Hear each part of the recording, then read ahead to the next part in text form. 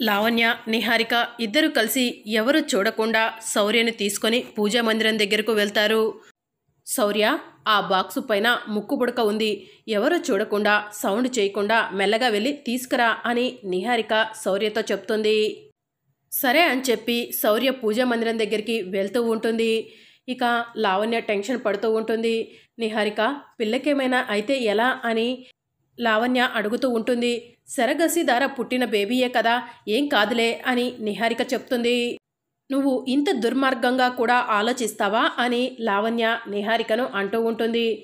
నేను అనుకున్నది ఏదో ఒక విధంగా దక్కాలి అంతే అని నిహారిక లావణ్యతో చెప్తూ ఉంటుంది. అప్పుడే వేదవతి వస్తుంది.